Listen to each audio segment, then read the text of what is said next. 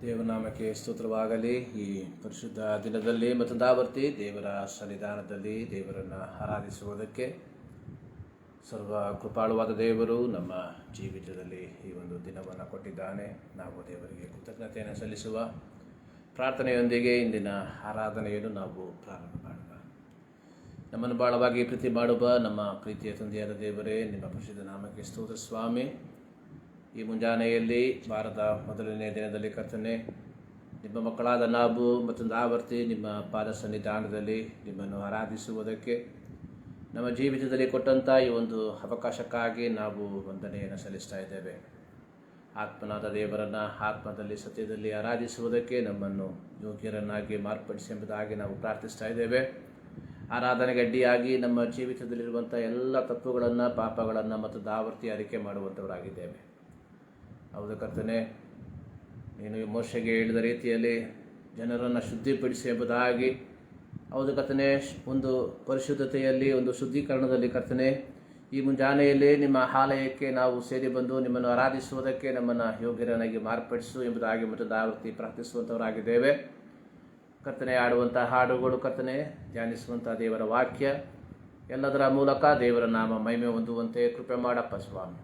ಈ ಸಂದರ್ಭದಲ್ಲಿ ಕರ್ತನೆ, ಇಂದು ನಡೆಯುವಂಥ ಎಲ್ಲ ಪರಿಶುದ್ಧ ಆರಾಧನೆಗಳಿಗಾಗಿ ನಾವು ಪ್ರಾರ್ಥಿಸ್ತಾ ಇದ್ದೇವೆ.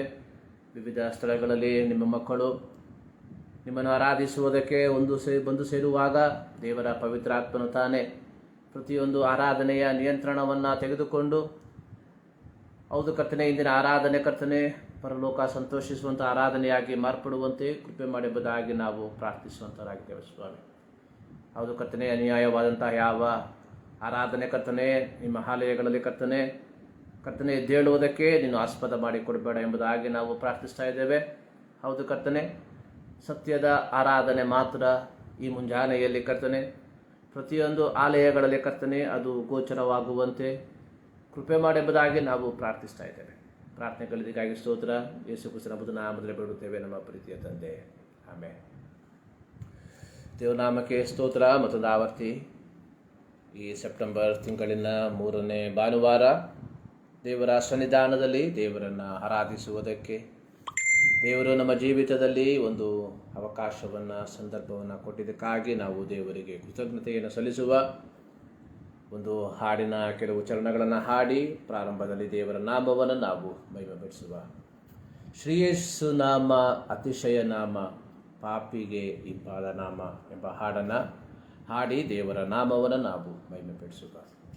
ಶ್ರೀಯೇಸು ನಾಮ ಅತಿಶಯ ನಾಮ, ಪಾಪಿಗೆ ಇಂಪಾದ ನಾಮ. ಶ್ರೀಯೇಸು ನಾಮ ಅತಿಶಯ ನಾಮ, ಪಾಪಿಗೆ ಇಂಪಾದ ನಾಮ. ಪಾಪ ಪರಿಹಾರಕ್ಕಾಗಿ ಪಾಪಿಗಳ ಹುಡುಕಿ ಧರಣಿಗೆ ಬಂದ ನಾಮ. ಪಾಪ ಪರಿಹಾರಕ್ಕಾಗಿ ಪಾಪಿಗಳ ಹುಡುಕಿ ಧರಣಿಗೆ ಬಂದ ನಾಮ. ಪಾಪರಹಿತ ಜೀವಿತಾದಿ ಮಾದರಿಯ ತೋರಿಸಿದ ಪರಿಶುದ್ಧ ಪುಣ್ಯನಾಮ. ಪಾಪರಹಿತ ಜೀವಿತಾದಿ ಮಾದರಿಯ ತೋರಿಸಿದ ಪರಿಶುದ್ಧ ಪುಣ್ಯನಾಮ.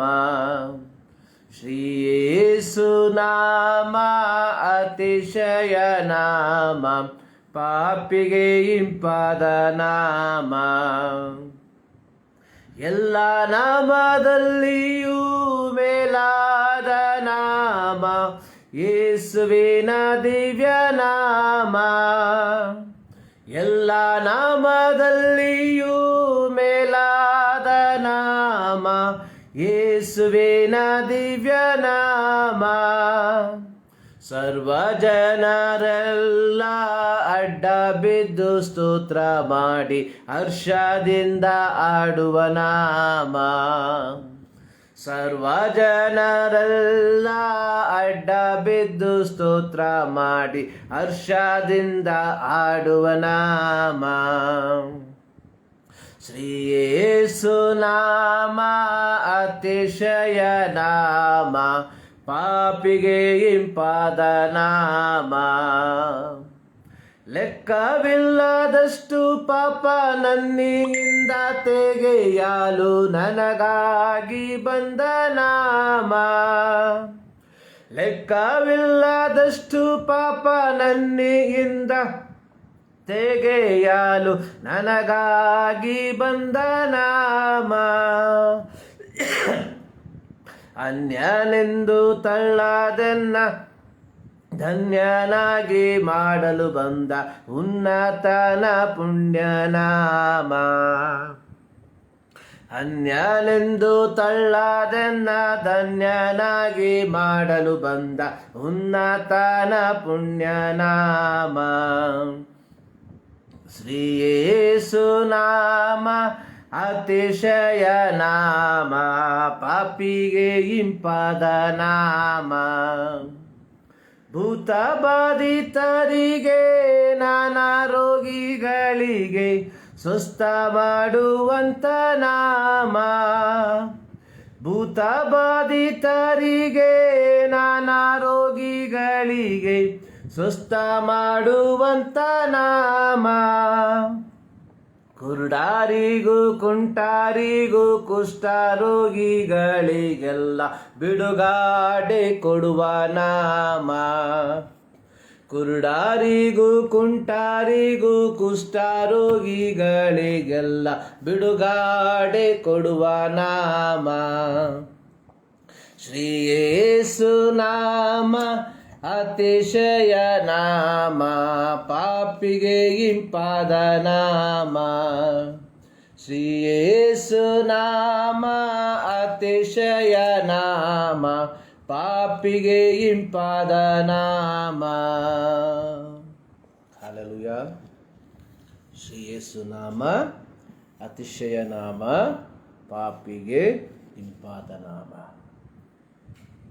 ಈ ಮುಂಜಾನೆಯಲ್ಲಿ ಸರ್ವಶಕ್ತನಾದ ದೇವರ ಸನ್ನಿಧಾನದಲ್ಲಿ ದೇವರನ್ನು ಆರಾಧಿಸುವುದಕ್ಕೆ ದೇವರು ನಮ್ಮನ್ನು ಪ್ರಾಪ್ತರನ್ನಾಗಿ ಮಾರ್ಪಡಿಸಿದ್ದಕ್ಕಾಗಿ ನಾವು ದೇವರಿಗೆ ಕೃತಜ್ಞತೆಯನ್ನು ಸಲ್ಲಿಸೋಣ.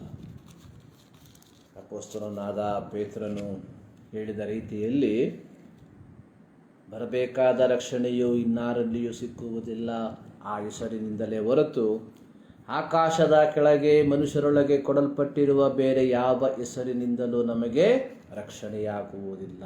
ಶ್ರೀ ಯೇಸು ನಾಮ ಅತಿಶಯ ನಾಮ ಪಾಪಿಗೆ ಇಂಪಾದ ನಾಮ, ಎಲ್ಲ ನಾಮದಲ್ಲಿಯೂ ಮೇಲಾದ ನಾಮ ಯೇಸುವಿನ ದಿವ್ಯ ನಾಮ. ಸರ್ವ ಜನರೆಲ್ಲ ಅಡ್ಡಬಿದ್ದು ಸ್ತೋತ್ರ ಮಾಡಿ ಹರ್ಷದಿಂದ ಹಾಡುವ ನಾಮ. ಈ ಮುಂಜಾನೆಯಲ್ಲಿ ದೇವರ ಸನ್ನಿಧಾನದಲ್ಲಿ ನಾವು ಸೇರಿ ಬರುವುದಕ್ಕೆ ಕಾರಣವಾಗಿ ಮಾರ್ಪಟ್ಟಂಥದ್ದು ಯೇಸುವಿನ ಈ ಒಂದು ನಾಮವಾಗಿದೆ.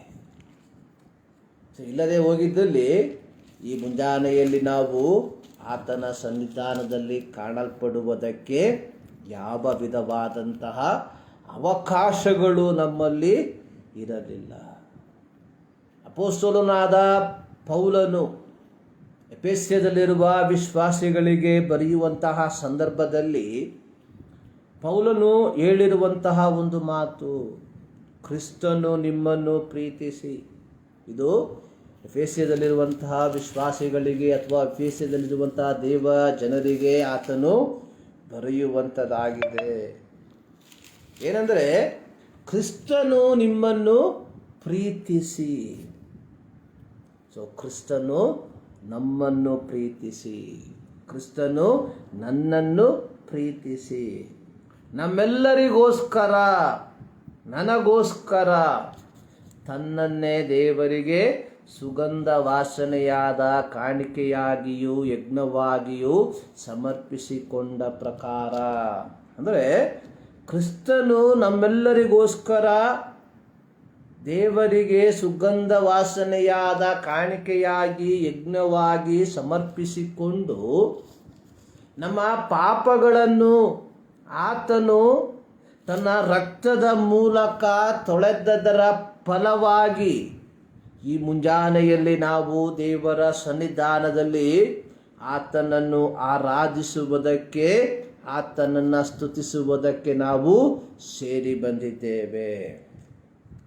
ಸೊ ಹೀಗಿರುವುದರಿಂದ ನಾವು ಪವಿತ್ರಾತ್ಮ ಭರಿತರಾಗಿ ಕೀರ್ತನೆಗಳಿಂದ, ಆತ್ಮ ಸಂಬಂಧವಾದ ಪದಗಳಿಂದ ನಿಮ್ಮ ಹೃದಯದಲ್ಲಿ ಕರ್ತನಿಗೆ ಗಾನ ಮಾಡುತ್ತಾ, ಕೀರ್ತನೆ ಆಡುತ್ತಾ, ಎಲ್ಲ ಕಾರ್ಯಗಳಿಗೋಸ್ಕರ ಕರ್ತನಾದ ಯೇಸು ಕ್ರಿಸ್ತನ ಹೆಸರಿನಲ್ಲಿ ತಂದೆಯಾದ ದೇವರಿಗೆ ಸ್ತೋತ್ರ ಮಾಡುವ ಹಂಗಿನಲ್ಲಿದ್ದೇವೆ. ಕಾರಣ ಕ್ರಿಸ್ತನು ನಮ್ಮನ್ನು ನಮ್ಮ ಪಾಪದಿಂದ ಬಿಡುಗಡೆ ಮಾಡಿದ್ದರ ಫಲವಾಗಿ ಈ ಮುಂಜಾನೆಯಲ್ಲಿ ದೇವರ ಸನ್ನಿಧಾನಕ್ಕೆ ಸೇರಿ ಬರುವಂತಹ ಅದ್ಭುತವಾದ ಅವಕಾಶ ಲಭಿಸಿರುವಾಗ ನಾವು ಪವಿತ್ರಾತ್ಮ ಭರಿತರಾಗಿ ಕೀರ್ತನೆಗಳಿಂದಲೂ ಆತ್ಮ ಸಂಬಂಧವಾದ ಹಾಡುಗಳಿಂದಲೂ ಹೃದಯದಲ್ಲಿ ಕರ್ತನಿಗೆ ಗಾನ ಮಾಡುತ್ತಾ ಯಾವಾಗಲೂ ಎಲ್ಲ ಕಾರ್ಯಗಳಿಗೋಸ್ಕರ ನಮ್ಮ ಕರ್ತನಾದ ಯೇಸು ಕ್ರಿಸ್ತನ ಹೆಸರಿನಲ್ಲಿ ತಂದೆಯಾದ ದೇವರಿಗೆ ಸ್ತೋತ್ರ ಮಾಡುವುದಕ್ಕೆ ನಾವು ಬಾಧ್ಯಸ್ಥರಾಗಿದ್ದೇವೆ. ಇಲ್ಲಿ ಒಂದು ಪೌಲನು ಹೇಳಿರುವಂಥ ಒಂದು ಮಾತು, ನೀವು ನಿಮ್ಮ ಹೃದಯಗಳಲ್ಲಿ ಕರ್ತನಿಗೆ ಗಾನ ಮಾಡುತ್ತಾ, ಹೃದಯಗಳಲ್ಲಿ. ಇದು ನೋಡಿ, ಮನುಷ್ಯನಿಗೆ ಎಲ್ಲರಿಗೂ ಇಂಪಾಗಿ ಆಡುವಂತಹ ಆ ಒಂದು ವರ ಇಲ್ಲದೆ ಇರಬಹುದು. ಆದುದರಿಂದ ನನಗೆ ಹಾಡುವುದಕ್ಕೆ ಇಂಪಾದ ಸ್ವರವು ಇಲ್ಲದೆ ಇರುವುದರಿಂದ ನಾನು ದೇವರನ್ನು ಆರಾಧಿಸುವುದಿಲ್ಲ, ಸ್ತುತಿಸುವುದಿಲ್ಲ ಎಂಬುದಾಗಿ ಅಲ್ಲ. ಇಲ್ಲಿ ಪೌಲನು ಸ್ಪಷ್ಟವಾಗಿ ಹೇಳಿರುವಂಥದ್ದು, ನೀವು ನಿಮ್ಮ ಹೃದಯಗಳಲ್ಲಿ ಕರ್ತನಿಗೆ ಗಾನ ಮಾಡುವಂಥವರಾಗಿರ್ರಿ. ಕೇವಲ ಬಾಯಿಯ ಮೂಲಕ ಮಾತ್ರವಲ್ಲ, ನಾವು ನಮ್ಮ ಹೃದಯಗಳಲ್ಲಿ ದೇವರನ್ನು ಸ್ತುತಿಸುವಂಥವರಾಗಿರಬೇಕು. ಹೃದಯಗಳಲ್ಲಿ ದೇವರನ್ನು ಸ್ತುತಿಸುವಂಥದ್ದು ಅಂದರೆ ದೇವರ ಅವರ್ಣೀಯವಾದ ಕಾರ್ಯಗಳನ್ನು ನಾವು ಮನನ ಮಾಡಿಕೊಳ್ಳುವಂಥದ್ದು ಎಂಬುದಾಗಿ. ಹೃದಯದಲ್ಲಿ ಸ್ತುತಿಸುವುದು ಅಂದರೆ, ಹೃದಯದಲ್ಲಿ ಗಾನ ಮಾಡುವುದು ಅಂದರೆ ನಾವು ಸುಮ್ಮನೆ ಒಳಗೆ ಹಾಡುವುದು ಎಂಬುದಾಗಿ ಅಲ್ಲ. ಅದಕ್ಕಿಂತಲೂ ಮಿಗಿಲಾಗಿ ದೇವರ ಕ್ರಿಯೆಗಳನ್ನು ಧ್ಯಾನಿಸುವಂಥದ್ದಾಗಿದೆ. ಪ್ರಿಯರೇ, ಆರಾಧನೆ ಕೇವಲ ಕೆಲವು ಗಂಟೆಗಳಿಗೆ ಮಾತ್ರ ಸೀಮಿತವಾಗಿರದೆ, ನಮ್ಮನ್ನು ಪಾಪದಿಂದ ಬಿಡುಗಡೆ ಮಾಡಿದ ದೇವರ ಪ್ರೀತಿಯನ್ನು ಮನನ ಮಾಡಿಕೊಂಡು ನಾವು ಪವಿತ್ರಾತ್ಮ ಭರಿತರಾಗಿ,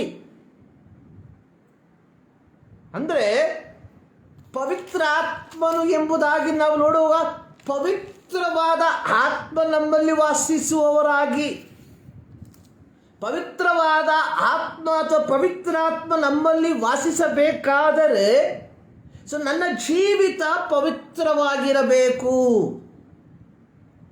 ಆರಾಧನೆ ಅನ್ನುವಂಥದ್ದು ಒಂದು ಪವಿತ್ರವಾದ ಬೇರ್ಪಟ್ಟ ಜೀವಿತ ಎಂಬುವಂಥದ್ದನ್ನು ನಾವುಗಳು ಮರಿಬಾರದು. ನಮಗೆ ಪವಿತ್ರಾತ್ಮ ಎಂಬ ಪದ ಕೇಳುವಾಗ ಪ್ರತ್ಯೇಕವಾಗಿ ಪೆಂಟೆಕೋಸ್ಟ್ ಸಮೂಹಕ್ಕೆ ಜ್ಞಾಪಕ ಬರುವಂತಹ ಒಂದೇ ಒಂದು ಮಾತು ಅನ್ಯ ಭಾಷೆ ಮಾತ್ರ. ಪವಿತ್ರಾತ್ಮ ಈಸ್ ಈಕ್ವಲ್ ಟು ಅನ್ಯ ಭಾಷೆ. ಆದರೆ ಅದು ಮಾತ್ರವಲ್ಲ, ಪವಿತ್ರಾತ್ಮನು ಅಂದರೆ ಪವಿತ್ರಾತ್ಮನು ನನ್ನಲ್ಲಿ ವಾಸಿಸುವ, ಪವಿತ್ರಾತ್ಮ ಭರಿತರಾಗಿ ಅಂದರೆ ನಾನು ಪವಿತ್ರಾತ್ಮನಿಂದ ತುಂಬಲ್ಪಟ್ಟವನಾಗಿ. ಸೊ ಯಾರಲ್ಲಿ ಈ ಪವಿತ್ರಾತ್ಮನು ವಾಸಿಸುತ್ತಾನೆ? ಸೊ ಯಾರಲ್ಲಿ ಈ ಪವಿತ್ರಾತ್ಮನಿಗೆ ಸ್ಥಾನವಿದೆ? ಯಾರು ಒಂದು ಪರಿಶುದ್ಧವಾದ ಜೀವಿತವನ್ನ ಜೀವಿಸುತ್ತಾರೋ, ಸೊ ಅಂಥವರಲ್ಲಿ ಮಾತ್ರ ಈ ಪವಿತ್ರಾತ್ಮನು ವಾಸಿಸುವಂಥವನಾಗಿದ್ದಾನೆ. ಸೊ ನಾವು ಪವಿತ್ರಾತ್ಮ ಭರಿತರಾಗಿ ಅಂದರೆ ಒಂದು ಪರಿಶುದ್ಧವಾದ ಜೀವಿತವನ್ನ ಜೀವಿಸುವಂಥವರಾಗಿದ್ದು ನಾವೇನು ಮಾಡಬೇಕು? ಆತ್ಮ ಸಂಬಂಧವಾದ ಪದಗಳಿಂದ, ಕೀರ್ತನೆಗಳಿಂದ ನಮ್ಮ ಹೃದಯಗಳಲ್ಲಿ ಕರ್ತನಿಗೆ ಗಾನ ಮಾಡುತ್ತಾ, ಕೀರ್ತನೆ ಆಡುತ್ತಾ, ನಮ್ಮ ಕರ್ತನಾದ ಯೇಸು ಕ್ರಿಸ್ತನ ಹೆಸರಿನಲ್ಲಿ ತಂದೆಯಾದ ದೇವರಿಗೆ ಸ್ತೋತ್ರವನ್ನು ಸಲ್ಲಿಸುವಂಥವರಾಗಿರಬೇಕು. ಇದು ದೇವರು ನಮ್ಮಿಂದ ಎದುರು ನೋಡುವಂತಹ ಒಂದು ಆರಾಧನೆ. ಆದುದರಿಂದಲೇ ಪೌಲನು ರೋಮಾಪತ್ರಿಕೆಯಲ್ಲಿ ಹೇಳಿರುವಂಥದ್ದು, ಆದುದರಿಂದ ಸಹೋದರರೇ, ದೇವರ ಕನಿಕರವನ್ನು ನಿಮ್ಮ ನೆನಪಿಗೆ ತಂದು ನಿಮ್ಮನ್ನು ಬೇಡಿಕೊಳ್ಳುವುದೇನೆಂದರೆ, ನೀವು ನಿಮ್ಮ ನಿಮ್ಮ ದೇಹಗಳನ್ನು ದೇವರಿಗೆ ಮೀಸಲಾಗಿಯೂ ಮೆಚ್ಚುಗೆಯಾಗಿಯೂ ಇರುವ ಸಜೀವ ಯಜ್ಞವಾಗಿ ಅರ್ಪಿಸಿರಿ. ಇದೇ ನಿಮ್ಮ ವಿವೇಕಪೂರ್ವಕವಾದ ಆರಾಧನೆ. ವಿವೇಕಪೂರ್ವಕವಾದ ಅಂದರೆ ಏನು? ಸೊ ವಿವೇಕಪೂರ್ವಕವಾದ ಆರಾಧನೆ ಅಂದರೆ ಸೊ ದೇವರು ಇಚ್ಛಿಸುವಂತಹ ಒಂದು ಆರಾಧನೆ. ನಾವು ಪ್ರಸಂಗಿಗಳ ಪುಸ್ತಕದಲ್ಲಿ ನಾವು ನೋಡುತ್ತೇವೆ, ಅದರ 5ನೇ ಅಧ್ಯಾಯದ ಪ್ರಾರಂಭ ವಾಕ್ಯದಲ್ಲಿ, ದೇವಸ್ಥಾನಕ್ಕೆ ಹೋಗುವಾಗ ನಿನ್ನ ಹೆಜ್ಜೆಯನ್ನು ಗಮನಿಸು ಎಂಬುದಾಗಿ.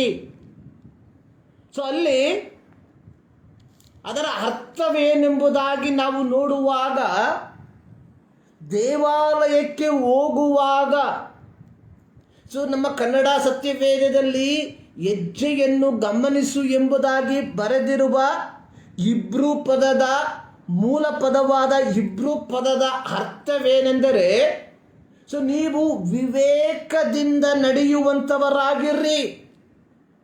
ಇಲ್ಲಿ ಪೌಲನು ಹೇಳುವಂಥದ್ದು ಅದೇ. ಸೊ ಇದೇ ವಿವೇಕಪೂರ್ವಕವಾದ ಆರಾಧನೆ.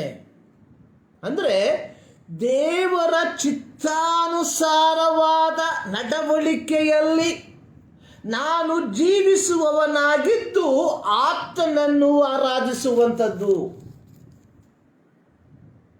ಆರಾಧನೆ ಕೇವಲ ಭಾನುವಾರಕ್ಕೆ ಮಾತ್ರ ಸೀಮಿತವಾಗಿರಬಾರದು. ಆರಾಧನೆ ಎನ್ನುವಂಥದ್ದು ದೇವರು ನಾವು ಏನು ಒಂದು ಪವಿತ್ರವಾದ ಜೀವಿತವನ್ನು ಜೀವಿಸುವಂಥದ್ದಾಗಿದೆ. ಇದೇ ರೋಮ ಪತ್ರಿಕೆಯಲ್ಲಿ ನಾವು ನೋಡುತ್ತೇವೆ, ನೀವು ಪರಲೋಕ ಭಾವದವರಾಗಿರ್ರಿ. ಆರಾಧನೆ ಎನ್ನುವಂಥದ್ದು ನಾವು ಈ ಲೋಕದಲ್ಲಿ ಜೀವಿಸುವಾಗ ಈ ಲೋಕಕ್ಕೆ ಅನುಸಾರವಾಗಿ ಜೀವಿಸದೆ ಪರಲೋಕಕ್ಕೆ ಅನುಸಾರವಾದ ಜೀವಿತವನ್ನು ಜೀವಿಸುವಂಥದ್ದಾಗಿದೆ ಆರಾಧನೆ. ಸೊ ಇಂದು ನಾವು ಆರಾಧನೆ ಎನ್ನುವಂಥದ್ದನ್ನು ಕೇವಲ ಹಾಡುಗಳಿಗೆ, ನೃತ್ಯಗಳಿಗೆ ಮಾತ್ರ ಸೀಮಿತವಾಗಿ ಇಟ್ಟಿರುವುದಾಗಿ ನಾವು ನೋಡುತ್ತೇವೆ. ಆದರೆ ನಿಜವಾದ ಆರಾಧನೆ ಒಂದು ಪವಿತ್ರವಾದ ಜೀವಿತವನ್ನು ಜೀವಿಸುವಂಥದ್ದು. ಹಳೆಯ ಒಡಂಬಡಿಕೆಯಲ್ಲಿ ಇಸ್ರಾಯೇಲರು ಯೆಹೋವನಿಗೆ ಯಜ್ಞವನ್ನು ಸಮರ್ಪಿಸುವುದಕ್ಕೆ ಯಜ್ಞ ಪಶುವನ್ನು ತರುವಂತಹ ಸಂದರ್ಭದಲ್ಲಿ ಯೆಹೋವನು ಇಟ್ಟಿರುವಂತಹ ಕೆಲವು ಮಾನದಂಡಗಳಲ್ಲಿ ಒಂದು ಮಾನದಂಡ ಅನ್ನುವಂಥದ್ದು ಯಾವ ಕುಂದು ಕೊರತೆ ಇಲ್ಲದೆ ಇರುವಂಥದ್ದು. ಅಂದರೆ ಯಜ್ಞ ಪಶು ಅದು ಆ ಯಜ್ಞ ಪಶುವಲ್ಲಿ ಯಾವ ಕುಂದು ಕೊರತೆಗಳು ಇರಬಾರದು. ಅದು ಪೂರ್ಣಾಂಗವಾಗಿರಬೇಕು, ಪೂರ್ಣವಾಗಿರಬೇಕು. ಕುರುಡಾಗಿರುವಂಥದ್ದು, ಕಿವುಡಾಗಿರುವಂಥದ್ದು, ಕುಂಟಾಗಿರುವಂತಹ ಯಜ್ಞ ಪಶುವನ್ನು ದೇವರಿಗೆ ಯಜ್ಞವಾಗಿ ಸಮರ್ಪಿಸಕೂಡದು. ದೇವರಿಗೆ ಸಮರ್ಪಿಸುವಂತಹ ಯಜ್ಞ ಅದು ಪೂರ್ಣಾಂಗವಾಗಿರುವಂಥದ್ದು, ಯಾವ ಕುಂದುಗಳು ಇಲ್ಲದೆ ಇರುವಂಥದ್ದಾಗಿರಬೇಕು. ಹೊಸ ಒಡಂಬಡಿಕೆಯಲ್ಲಿ ಪ್ರಿಯರೇ, ಯೇಸು ಸ್ವಾಮಿ ತನ್ನ ರಕ್ತವನ್ನು ಕೊಟ್ಟು ನಮ್ಮನ್ನು ಕೊಂಡುಕೊಂಡಿರುವಾಗ ಆತನನ್ನು ಆರಾಧಿಸುವಂತಹ ನಾವುಗಳು ಒಂದು ಪವಿತ್ರವಾದ ಜೀವಿತವನ್ನು ಜೀವಿಸುವಂಥವರಾಗಿರಬೇಕು. ಇದನ್ನು ನಾವು ಎಂದಿಗೂ ಮರೆಯಬಾರದು. ಇದನ್ನು ನಾವು ಎಂದಿಗೂ ಮರೆಯಬಾರದು. ಒಂದು ಪವಿತ್ರತೆ ನಮ್ಮಲ್ಲಿ ಇಲ್ಲದೆ ಹೋದರೆ ನಾವು ದೇವರನ್ನು ಆರಾಧಿಸುವುದಕ್ಕೆ ಯೋಗ್ಯರಲ್ಲ ಎಂಬುವಂಥದ್ದನ್ನು ನಾವುಗಳು ಮರೆಯಬಾರದು. ಸೊ ಈ ಮುಂಜಾನೆಯಲ್ಲಿ ದೇವರ ಸನ್ನಿಧಾನದಲ್ಲಿ ದೇವರನ್ನು ಆರಾಧಿಸುವುದಕ್ಕೆ ನಾವು ಸೇರಿ ಬಂದಿರುವಾಗ ಸೊ ನಮ್ಮನ್ನೇ ಪರೀಕ್ಷಿಸಿಕೊಳ್ಳಬೇಕಾಗಿರುವಂಥದ್ದು ಬಹಳ ಪ್ರಾಮುಖ್ಯ. ಆರಾಧನೆ ದೇವರ ಸನ್ನಿಧಾನದಲ್ಲಿ ಕಳೆಯುವಂತಹ ಈ ಸಮಯಗಳು ಅದು ಕೇವಲ ಸಾಧಾರಣವಾದಂತಹ ಕಾರ್ಯಗಳಲ್ಲ. ಹಳೆಯ ಒಡಂಬಡಿಕೆಯಲ್ಲಿ ನಾವು ನೋಡುತ್ತೇವೆ, ಯಾರಾದರೂ ಅಪವಿತ್ರವಾಗಿ ದೇವರ ಸನ್ನಿಧಾನದಲ್ಲಿ ಕಾಣಿಸಿಕೊಂಡರೆ ಅವರ ಜೀವಿತದಲ್ಲಿ ಪ್ರಾಣಹಾನಿಗೆ ಕಾರಣವಾಗುತ್ತಿತ್ತು ಎಂಬುದಾಗಿ. ಸೊ ಹೀಗಿರುವುದಾದರೆ ಹೊಸ ಒಡಂಬಡಿಕೆಯ ದೇವ ಜನರೇ, ಯೇಸು ಕ್ರಿಸ್ತನ ರಕ್ತದ ಮೂಲಕವಾಗಿ ದೇವರ ಮಕ್ಕಳೆಂಬ ಪದವಿಯನ್ನು ಪಡೆದುಕೊಂಡಿರುವ ನಾವುಗಳು ಎಷ್ಟರ ಮಟ್ಟಿಗೆ ಪವಿತ್ರತೆಯಲ್ಲಿ ದೇವರನ್ನು ಆರಾಧಿಸುವುದಕ್ಕೆ ಬಾಧ್ಯಸ್ಥರಾಗಿದ್ದೇವೆ ಎಂಬುವಂಥದ್ದನ್ನು ನಾವು ಒಂದು ಸಾರಿ ಯೋಚಿಸಬೇಕಾಗಿರುವಂಥದ್ದು ಬಹಳ ಪ್ರಾಮುಖ್ಯ. ಈ ಮುಂಜಾನೆಯಲ್ಲಿ ಈ ದೇವರನ್ನು ಪವಿತ್ರತೆಯಲ್ಲಿ ನಾವು ಆರಾಧಿಸುವ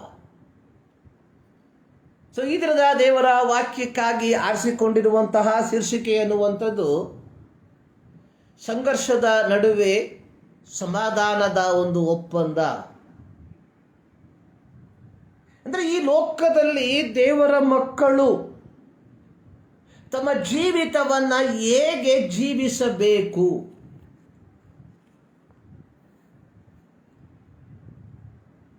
ಸೊ ದೇವರ ಮಕ್ಕಳ ಪ್ರತ್ಯೇಕತೆ ಏನಾಗಿದೆ. ಸೊ ಈ ಒಂದು ವಿಷಯವನ್ನು ಆಧಾರವಾಗಿಟ್ಟುಕೊಂಡು ನಾವು ಅಲ್ಪ ನಿಮಿಷ ದೇವರ ವಾಕ್ಯವನ್ನು ನಾವು ಧ್ಯಾನ ಮಾಡಲಿದ್ದೇವೆ. ಪ್ರಿಯರೇ, ನಾವು ವಾಸಿಸುವಂತಹ ಪ್ರಪಂಚ ಅನ್ನುವಂಥದ್ದು ಸಂಘರ್ಷಗಳಿಂದ ತುಂಬಿರುವಂಥದ್ದು. ಅದು ಕುಟುಂಬದಿಂದ ಹಿಡಿದು ನೆರೆಹೊರೆಯವರಿಂದ ಹಿಡಿದು ನಾವು ವಾಸಿಸುವಂತಹ ಪ್ರದೇಶಗಳಿಂದ ಹಿಡಿದು ನಮ್ಮ ಜಿಲ್ಲೆಗಳಿಂದ ಹಿಡಿದು ನಮ್ಮ ರಾಜ್ಯಗಳಿಂದ ಹಿಡಿದು ನಮ್ಮ ದೇಶಗಳಿಂದ ಹಿಡಿದು ಇಡೀ ಪ್ರಪಂಚದಲ್ಲಿ ವ್ಯಾಪಿಸಿರುವಂತಹ ಒಂದು ಪಿಡುಗು ಅನ್ನುವಂಥದ್ದು ಸಂಘರ್ಷ.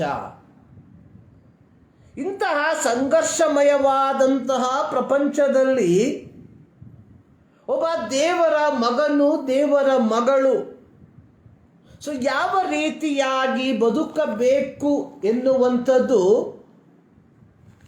ಅದು ಅತ್ಯಂತ ಪ್ರಾಮುಖ್ಯವಾಗಿರುವಂತಹ ಒಂದು ವಿಚಾರವಾಗಿದೆ. ಯೇಸು ಸ್ವಾಮಿ ತನ್ನ ಪರ್ವತ ಪ್ರಸಂಗದಲ್ಲಿ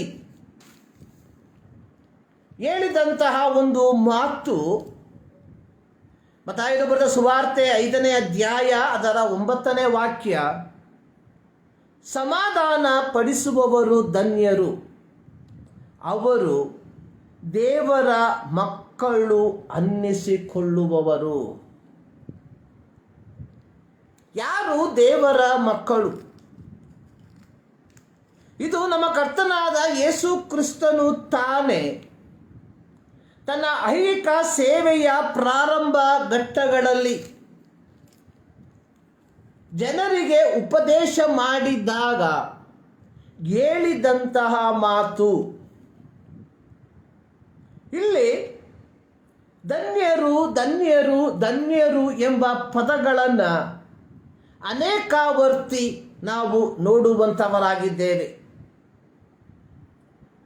3ನೇ ವಾಕ್ಯ, ಆತ್ಮದಲ್ಲಿ ಬಡವರಾಗಿರುವವರು ಧನ್ಯರು.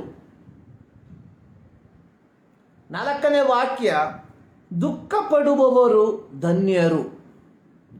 5ನೇ ವಾಕ್ಯ, ಶಾಂತರು ಧನ್ಯರು. 6ನೇ ವಾಕ್ಯ, ನೀತಿಗೆ ಹಸಿದು ಬಾಯಾರಿದವರು ಧನ್ಯರು. 7ನೇ ವಾಕ್ಯ, ಕರುಣೆಯುಳ್ಳವರು ಧನ್ಯರು. 8ನೇ ವಾಕ್ಯ, ನಿರ್ಮಲ ಚಿತ್ತರು ಧನ್ಯರು. 9ನೇ ವಾಕ್ಯ, ಸಮಾಧಾನ ಪಡಿಸುವವರು ಧನ್ಯರು. 10ನೇ ವಾಕ್ಯ, ನೀತಿಯ ನಿಮಿತ್ತವಾಗಿ ಹಿಂಸೆಯನ್ನು ತಾಳಿಕೊಳ್ಳುವವರು ಧನ್ಯರು. ನೋಡಿ, ಲೌಕಿಕವಾಗಿ ನಾವು ನೋಡುವಾಗ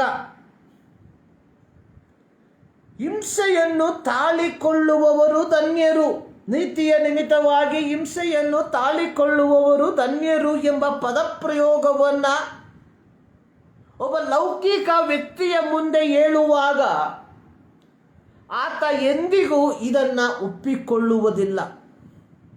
ಕಾರಣ, ತನ್ನದಲ್ಲದ ತಪ್ಪಿನ ಫಲವಾಗಿ ತಾನು ಹಿಂಸೆಯನ್ನು ಅನುಭವಿಸುವುದಕ್ಕೆ ಆತ ಎಂದಿಗೂ ತಯಾರಾಗುವುದಿಲ್ಲ. ಆದರೆ ಇಲ್ಲಿ ನಮ್ಮ ಯೇಸು ಸ್ವಾಮಿ ನಮಗೆ ಹೇಳಿರುವಂಥದ್ದು, ನೀತಿಯ ನಿಮಿತ್ತವಾಗಿ ಹಿಂಸೆಯನ್ನು ತಾಳಿಕೊಳ್ಳುವವರು ಧನ್ಯರು. ನಮ್ಮ ವಿಷಯ ಅನ್ನುವಂಥದ್ದು ಸಂಘರ್ಷದ ನಡುವೆ ಸಮಾಧಾನದ ಒಪ್ಪಂದ ಅಥವಾ ಸಂಘರ್ಷದ ನಡುವೆ ಸಮಾಧಾನದ ಒಪ್ಪಂದ. ಇಲ್ಲಿ ಯೇಸು ಸ್ವಾಮಿ ಹೇಳಿರುವಂಥದ್ದು, ಸಮಾಧಾನ ಪಡಿಸುವವರು ಧನ್ಯರು, ಅವರು ದೇವರ ಮಕ್ಕಳು ಅನ್ನಿಸಿಕೊಳ್ಳುವವರು. ಅಂದರೆ ದೇವರು ನಮ್ಮನ್ನು, ಅಂದರೆ ಯೇಸು ತನ್ನ ರಕ್ತದ ಮೂಲಕ ಪಾಪ ಕ್ಷಮಾಪಣೆಯನ್ನು ಪಡೆದುಕೊಂಡು ಒಂದು ಬೇರ್ಪಟ್ಟ ಜೀವಿತವನ್ನು ಜೀವಿಸುವ ಪ್ರತಿಯೊಬ್ಬರೂ ಸಮಾಧಾನ ಪಡಿಸುವವರಾಗಿರಬೇಕೆಂಬುದಾಗಿ ದೇವರು ಬಯಸುವಂತವನಾಗಿದ್ದಾನೆ. ಒಬ್ಬ ಕ್ರೈಸ್ತನ ಈ ಲೋಕ ಜೀವಿತದಲ್ಲಿ ಅವನ ಮಾನದಂಡ ಅನ್ನುವಂಥದ್ದು ಅವನು ಸಮಾಧಾನ ಪಡಿಸುವಂತವನಾಗಿರಬೇಕು. ಯೆಶಾಯನ ಪ್ರವಾದನಾ ಗ್ರಂಥದಲ್ಲಿ ಮಸೀಯನ ಜನನದ ಕುರಿತಾಗಿ ಪ್ರವಾದಿಸುವಂತಹ ಸಂದರ್ಭದಲ್ಲಿ ಆತನಿಗೆ ಹಲವು ನಾಮಧೇಯಗಳನ್ನು ಕೊಡುವಂಥದ್ದಾಗಿ ನೋಡುತ್ತೇವೆ. ಅದ್ಭುತ ಸ್ವರೂಪನು, ಆಲೋಚನಾಕರ್ತನು, ನಿತ್ಯನಾದ ದೇವರು, ಸಮಾಧಾನದ ಪ್ರಭು. ನಮ್ಮ ಕರ್ತನಾದ ಯೇಸು ಕ್ರಿಸ್ತನು ಸಮಾಧಾನದ ಪ್ರಭುವಾಗಿರುವುದರಿಂದ ಆ ಯೇಸು ಕ್ರಿಸ್ತನ ರಕ್ತದ ಮೂಲಕ ಪಾಪ ಕ್ಷಮಾಪಣೆಯನ್ನು ಪಡೆದುಕೊಂಡು ದೇವರ ಮಕ್ಕಳೆಂಬ ಪದವಿಯನ್ನು ಪಡೆದುಕೊಂಡಿರುವ ನಾವುಗಳು ಈ ಲೋಕದಲ್ಲಿ ಜೀವಿಸುವಾಗ ಸಮಾಧಾನ ಪಡಿಸುವವರಾಗಿರಬೇಕು ಎಂಬುವಂಥದ್ದನ್ನ ದೇವರು ಬಯಸುವಂತವನಾಗಿದ್ದಾನೆ. ಆದುದರಿಂದಲೇ ಯೇಸು ಸ್ವಾಮಿ ತನ್ನ ಸೇವೆಯ ಪ್ರಾರಂಭ ಘಟ್ಟಗಳಲ್ಲಿ ಆತನು ಹೇಳಿರುವಂಥದ್ದು, ಸಮಾಧಾನ ಪಡಿಸುವವರು ಧನ್ಯರು, ಅವರು ದೇವರ ಮಕ್ಕಳು ಅನ್ನಿಸಿಕೊಳ್ಳುವರು. ಪ್ರಿಯರೇ, ನಾನು ಸಮಾಧಾನ ಪಡಿಸುವವನಲ್ಲದೆ ಹೋದರೆ ಯೇಸು ಸ್ವಾಮಿಯ ವಾಕ್ಯಾನುಸಾರವಾಗಿ ನಾನು ದೇವರ ಮಗನಲ್ಲ. ನಾನು ಕೇವಲ ಸಭೆಗೆ ಪ್ರತಿ ಭಾನುವಾರ ಹಾಜರಾಗುವುದರಿಂದ ನಾನು ದೇವರ ಮಗನಾಗುವುದಿಲ್ಲ. ನಾನು ದೀಕ್ಷಾಸ್ಥಾನವನ್ನು ತೆಗೆದುಕೊಂಡದ್ದರ ಫಲವಾಗಿ ನಾನು ಎಂದಿಗೂ ದೇವರ ಮಗನಾಗುವುದಿಲ್ಲ. ನನ್ನ ಹೆಸರು ಸಭೆಯ ಪುಸ್ತಕದಲ್ಲಿ ಬರೆಯಲ್ಪಟ್ಟಿರುವುದರಿಂದಲೂ ನಾನು ಎಂದಿಗೂ ದೇವರ ಮಗನಾಗುವುದಿಲ್ಲ.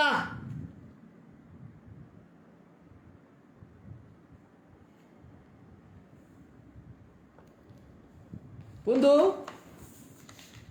ಪದಪ್ರಯೋಗವನ್ನು ನಾವು ಈ ರೀತಿಯಾಗಿ ನೋಡ್ತೇವೆ. Going to church doesn't make you a Christian. ಸಭೆಗೆ ಹೋಗುವುದರಿಂದ ನಾನು ಕ್ರೈಸ್ತನಾಗುವುದಿಲ್ಲ. ಯಾವ ರೀತಿ ಒಬ್ಬ ವ್ಯಕ್ತಿ ಗ್ಯಾರೇಜ್ಗೆ ಹೋಗುವುದರಿಂದ ಒಂದು ವಾಹನವಾಗಿ ಮಾರ್ಪಡುವುದಿಲ್ಲವೋ, ಹಾಗೆಯೇ ನಾನು ಸಭೆಗೆ ಹೋಗುವುದರಿಂದ ಒಬ್ಬ ಕ್ರೈಸ್ತನಾಗಿ ಮಾರ್ಪಡುವುದಿಲ್ಲ. ಯೇಸು ಸ್ವಾಮಿಯ ಮಾತಿನಲ್ಲಿ ಹೇಳುವುದಾದರೆ ನಾನು ದೇವರ ಮಗನಾಗಿ ಮಾರ್ಪಡುವುದಿಲ್ಲ.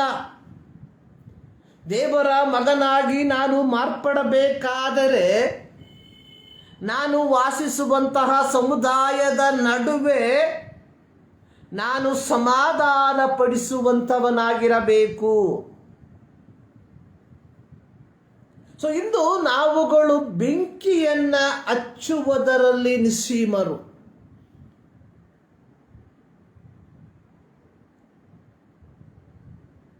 ಆರುವ ಬೆಂಕಿಗೆ ತುಪ್ಪವನ್ನು ಹಾಕಬಾರದು ಎಂಬ ಒಂದು ಪದವನ್ನು ನಾವು ಕೇಳಿದ್ದೇವೆ. ಕಾರಣ, ಆರಲಿರುವ ಬೆಂಕಿಗೆ ನಾವು ತುಪ್ಪವನ್ನು ಹಾಕಿದರೆ ಅದು ಅಧಿಕ ಶಕ್ತಿಯಾಗಿ ಹತ್ತುವುದಕ್ಕೆ ಪ್ರಾರಂಭವಾಗುತ್ತದೆ. ಆದುದರಿಂದಲೇ ಪೂರ್ವಿಕರು ಹೇಳಿರುವಂಥದ್ದು, ಆರುವ ಬೆಂಕಿಗೆ ತುಪ್ಪವನ್ನು ಹಾಕಬಾರದು. ಸೊ ದೇವರು ನಮ್ಮನ್ನು ಈ ಲೋಕದಲ್ಲಿ ಇಟ್ಟಿರುವಂಥದ್ದು ಕಲಹಗಳನ್ನು ಉಂಟು ಮಾಡುವುದಕ್ಕಾಗಿ ಅಲ್ಲ, ಪರಸ್ಪರ ಜನರ ನಡುವೆ ದ್ವೇಷವನ್ನು ಹಚ್ಚುವುದಕ್ಕೋಸ್ಕರವಾಗಿ ಅಲ್ಲ. ದೇವರು ನಮ್ಮನ್ನು ಈ ಲೋಕದಲ್ಲಿ ಹಾಕಿಟ್ಟಿರುವಂಥದ್ದು ಒಂದು ಸಮಾಧಾನದ ಕಾರ್ಯಕರ್ತರಾಗಿ ಮಾರ್ಪಡುವುದಕ್ಕೋಸ್ಕರವಾಗಿ. ಕಾರಣ, ನಮ್ಮ ದೇವರ ಹೆಸರು ಅನ್ನುವಂಥದ್ದೇ ಸಮಾಧಾನ ಪ್ರಭು ಎಂಬುದಾಗಿ. ಸಮಾಧಾನದ ಪ್ರಭುವಿನ ಮಕ್ಕಳಾಗಿರುವ ನಾವುಗಳು ಈ ಲೋಕದಲ್ಲಿ ಸಮಾಧಾನವನ್ನು ಆಶಿಸುವಂಥವರಾಗಿದ್ದೇವಾ ಎಂಬ ಪ್ರಶ್ನೆ ನಮಗೆ ನಾವೇ ಕೇಳಿಕೊಳ್ಳಬೇಕಾಗಿರುವಂಥದ್ದು ಬಹಳ ಪ್ರಾಮುಖ್ಯ. ದೇವರ ಮಕ್ಕಳು ಅಥವಾ ಯೇಸು ಕ್ರಿಸ್ತನ ರಕ್ತದ ಮೂಲಕ ದೇವರ ಮಕ್ಕಳೆಂಬ ಪದವಿಯನ್ನು ಪಡೆದಿರುವಂತಹ ನಾವುಗಳು ಈ ಲೋಕದಲ್ಲಿ ಸಮಾಧಾನವನ್ನು ಪಡಿಸುವಂಥವರಾಗಿರಬೇಕು.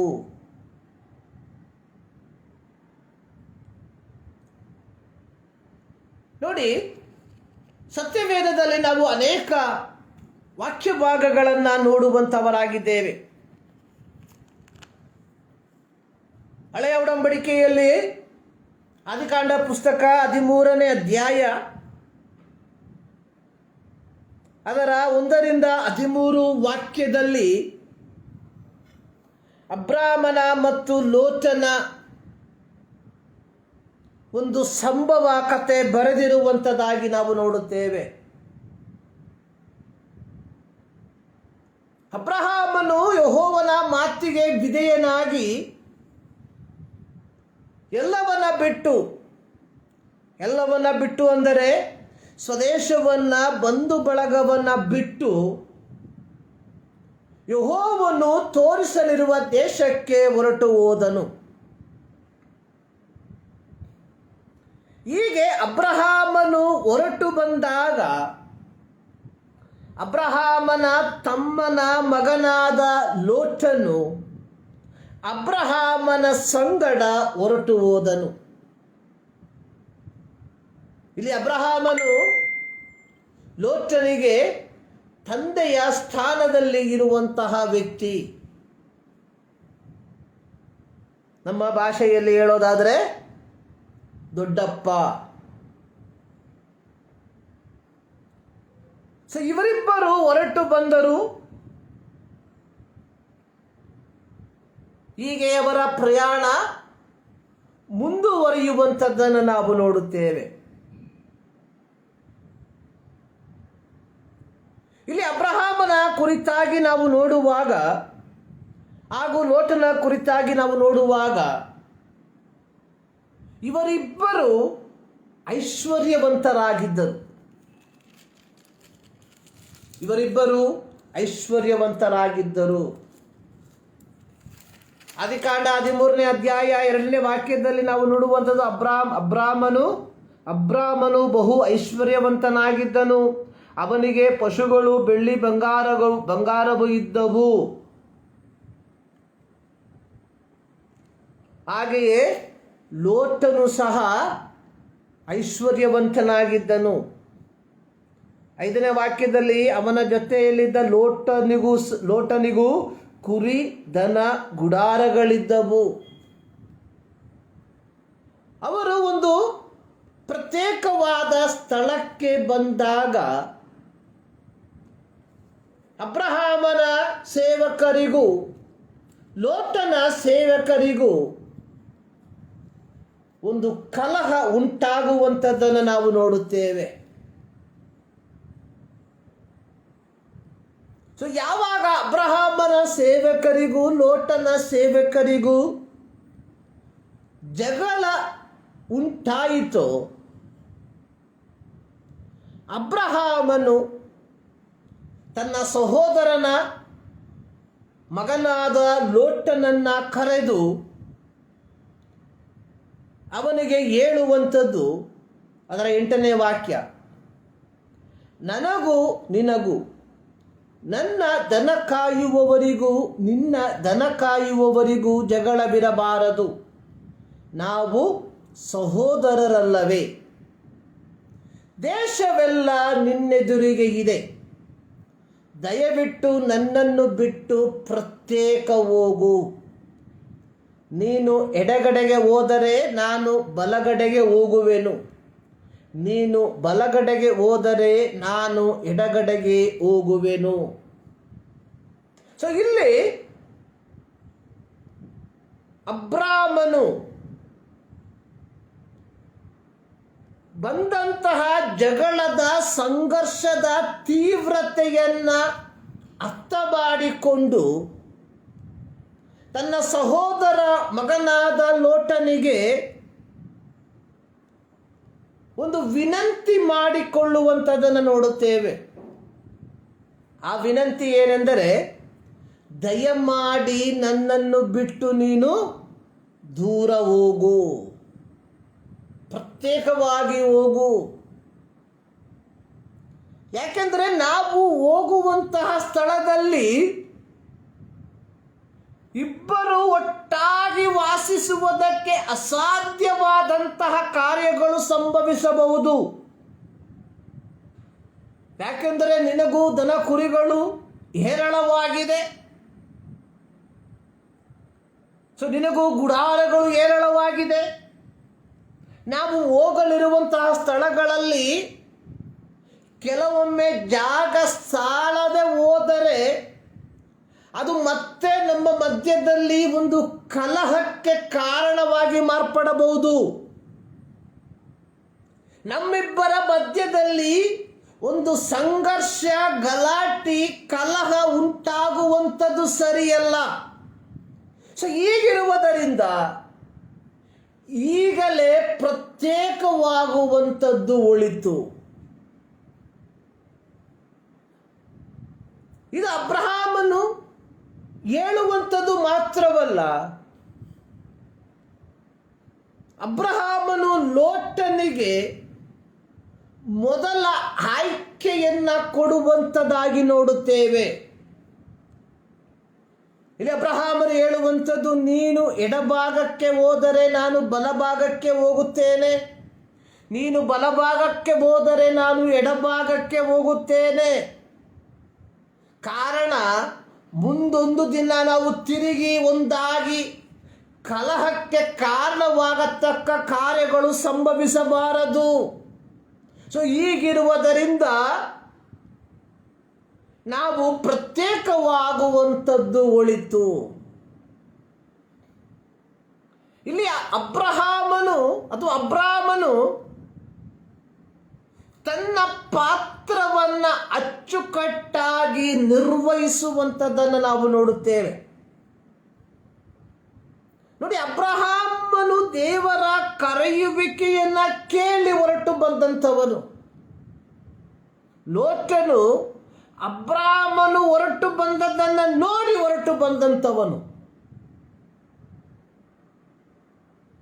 ಆದರೆ ಒಂದು ಪ್ರತ್ಯೇಕವಾದ ಸನ್ನಿವೇಶ ಸಂಭವಿಸಿದಾಗ ಅಬ್ರಹಾಮನು ಲೋಟನಿಗೆ ಮೊದಲನೆಯ ಆಯ್ಕೆಯನ್ನ ಕೊಡುವಂಥದ್ದಾಗಿ ನಾವು ನೋಡುತ್ತೇವೆ. ಅಂದ್ರೆ ಒಂದು ಪರ್ಸನಲ್ ಎನ್ಕೌಂಟರ್ ಅಥವಾ ಒಂದು ವೈಯಕ್ತಿಕವಾದ ಕಲಹ ಉಂಟಾದಾಗ ಅಬ್ರಹಾಮನು ಒಂದು ಒಳ್ಳೆಯ ರೀತಿಯಲ್ಲಿ ಅದಕ್ಕೆ ಒಂದು ಸಮಾಧಾನದ ಒಂದು ಅಂತರಿಕ್ಷದಲ್ಲಿ ಆ ಒಂದು ಕಲಹವನ್ನು ಶಮನ ಮಾಡುವುದಕ್ಕೆ ಪ್ರಯತ್ನಿಸುವಂಥದ್ದಾಗಿ ನಾವು ನೋಡುತ್ತೇವೆ. ಕಾರಣ ಗೊತ್ತು, ಅಬ್ರಹಾಮನು ಹೇಳಿದ ತಕ್ಷಣ ಲೋಟನು ಯೋರ್ದಾನ್ ಹೊಳೆಯ ಸುತ್ತಲಿರುವ ಪ್ರದೇಶವನ್ನು ನೋಡಿ ಆ ಪ್ರದೇಶವನ್ನ ಆಯ್ಕೆ ಮಾಡುವಂಥದ್ದಾಗಿ ನೋಡುತ್ತೇವೆ. ದೇವರ ಕರೆಯುವಿಕೆಯನ್ನು ಕೇಳಿ ಬಂದ ಅಬ್ರಾಮನಿಗೆ ನೀರಿಲ್ಲದ ಬರಡು ಭೂಮಿ ಲಭಿಸಿದಾಗ ಅಬ್ರಹಾಮನ ಕರೆಯುವಿಕೆಯನ್ನ ನೋಡಿ ಅಬ್ರಾಮನ ಸಂಗಡ ಹೊರಟು ಬಂದ ಲೋಟ ನೀರಾವರಿಯ ಪ್ರದೇಶವನ್ನ ಆಯ್ಕೆ ಮಾಡಿಕೊಂಡ. ಇಲ್ಲಿ ಅಬ್ರಾಮನು ತನಗೆ ಸಂಭವಿಸಿದ ನಷ್ಟವನ್ನ ಆತನು ಸಂತೋಷವಾಗಿ ಸ್ವೀಕಾರ ಮಾಡುವಂಥದ್ದನ್ನು ನೋಡುತ್ತೇವೆ. ಇಲ್ಲಿ ಇನ್ನೊಂದು ಕಲಹ ಅಥವಾ ಸಂಘರ್ಷ ಉಂಟಾದರೆ ಮತ್ತೊಂದು ಪ್ರಾಣಹಾನಿಗೆ ಕಾರಣವಾಗತಕ್ಕ ಕಾರ್ಯಗಳು ಸಂಭವಿಸುತ್ತದೆ. ಕಾರಣ, ಅಬ್ರಾಮನ ಸಂಗಡ ಸರಿಸುಮಾರು 318 ಯುದ್ಧ ವೀರರು ಇದ್ದರು ಎಂಬುವಂಥದ್ದನ್ನು ನಾವು ನೋಡುತ್ತೇವೆ. ಕಾರಣ, ಅವರ ಸಂಗಡ ಹೋರಾಡುವಂಥದ್ದು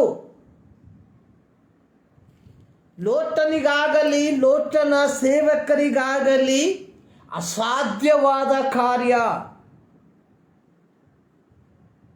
14ನೇ ಅಧ್ಯಾಯ 14ನೇ ವಾಕ್ಯದಲ್ಲಿ ನಾವು ನೋಡುತ್ತೇವೆ, ಅಬ್ರಾಮನು ತನ್ನ ತಮ್ಮನ ಮಗನು ಸೆರೆಗೆ ಸಿಕ್ಕಿದ್ದನ್ನು ಕೇಳಿ ತನ್ನ ಮನೆಯಲ್ಲಿ ಹುಟ್ಟಿ ಬೆಳೆದ ಶಿಕ್ಷಿತರಾದ 318 ಮಂದಿ ಆಳುಗಳನ್ನು ಯುದ್ಧಕ್ಕೆ ಸಿದ್ಧ ಮಾಡಿಕೊಂಡು ಹೊರಟ. ಯುದ್ಧವನ್ನು ಮಾಡುವುದಕ್ಕೆ ಪ್ರಾಪ್ತರಾದಂತಹ 318 ಮಂದಿ ಯೋಧರಿರುವ ಒಬ್ಬ ನಾಯಕನಾಗಿದ್ದ ಅಬ್ರಾಮ. ಇಲ್ಲಿ ಈ ಒಂದು ಕಲಹ, ಈ ಒಂದು ಸಂಘರ್ಷ ಉಂಟಾದಾಗ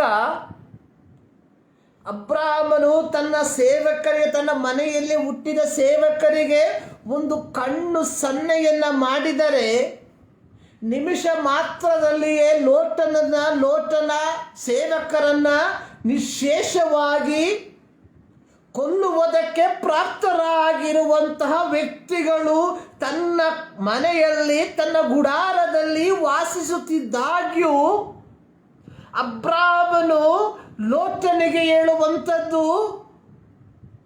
ದಯವಿಟ್ಟು ನನ್ನನ್ನು ಬಿಟ್ಟು ಪ್ರತ್ಯೇಕವಾಗಿ ಹೋಗು.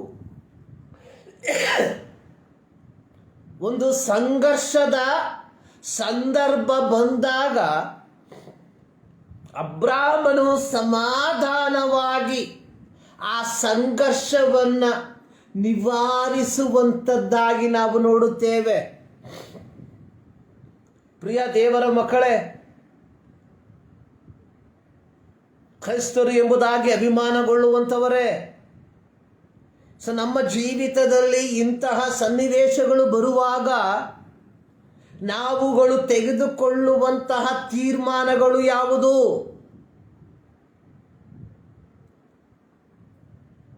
ಭಾನುವಾರ ಹಲ್ಲೇಲೂಯ ಸ್ತೋತ್ರ, ಸೋಮವಾರದಿಂದ ಶನಿವಾರ ತನಕ ತೋಲ್ಬಳ, ಕಾಯಕ ಬಲ, ಭಾನುವಾರ ಮಾತ್ರ ಆತ್ಮನ ಬಲ ನಮಗೆ. ಸೋಮವಾರದಿಂದ ಶನಿವಾರದ ತನಕ ನಮ್ಮದು ತೋಳ್ಬಲದಲ್ಲಿ ನಾವು ಹೆಚ್ಚಳ ಪಡುವಂಥವರು. ಇಲ್ಲಿ ಅಬ್ರಹಾಮನ ಜೀವಿತ ನಮಗೆ ಒಂದು ಮಾದರಿಯನ್ನ ಅಥವಾ ಒಂದು ಮಾರಲ್ ಲೆಸನ್ ಅನ್ನ ಕೊಡುವಂಥದ್ದಾಗಿದೆ. ಅಬ್ರಹಾಮನು ತನಗುಂಟಾದ ನಷ್ಟವನ್ನ ಸಹಿಸುವುದಕ್ಕೆ ಆತನು ಸಿದ್ಧನಾಗಿದ್ದನು. ಇವತ್ತು ನಮ್ಮಲ್ಲಿ ಇರುವಂತಹ ಒಂದು ವಿಚಾರ ಅನ್ನುವಂಥದ್ದು, ನಾವು ನಷ್ಟವನ್ನ ಸಹಿಸುವುದಕ್ಕೆ ಸಿದ್ಧರಿಲ್ಲ ಅನ್ನುವಂಥದ್ದು.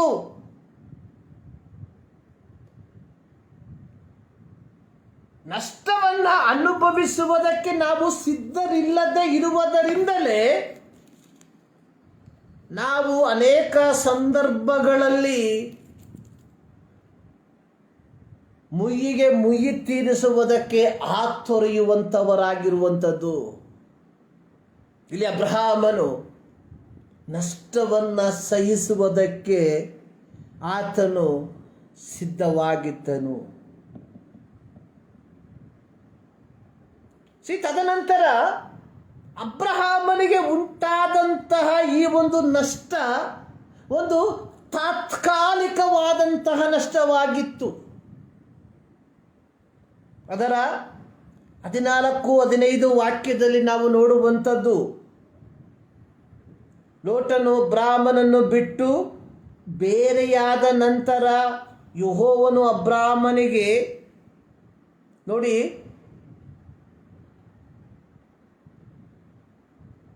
ಅಬ್ರಹಾಮನಿಗೆ ದೇವರು ಪ್ರತ್ಯಕ್ಷನಾಗುವಂಥದ್ದು. ಕಾರಣ 12ನೇ ಅಧ್ಯಾಯದಲ್ಲಿ ದೇವರ ಶಬ್ದವನ್ನು ಕೇಳಿದ ಅಬ್ರಾಮನು ತದನಂತರ ದೇವರ ಶಬ್ದವನ್ನು ಕೇಳುವಂಥದ್ದು 13ನೇ ಅಧ್ಯಾಯದ 14ನೇ ವಾಕ್ಯದಲ್ಲಿ. 12ನೇ ಅಧ್ಯಾಯದಲ್ಲಿ ನೀನು ಹೊರಟು ಹೋಗು ಎಂಬುದಾಗಿ ದೇವರು ತನ್ನ ಶಬ್ದವನ್ನು ಅಬ್ರಾಮನಿಗೆ ಕೇಳಿಸಿದರೆ, 13ನೇ ಅಧ್ಯಾಯದಲ್ಲಿ ದೇವರು ಅಬ್ರಾಮನಿಗೆ ಹೇಳುವಂಥದ್ದು, ನೀನು ದಕ್ಷಿಣೋತ್ತರ ಪೂರ್ವ ಪಶ್ಚಿಮಗಳಿಗೆ ಕಣ್ಣೆತ್ತಿ ನೋಡು, ಲುಕ್ ಅರೌಂಡ್,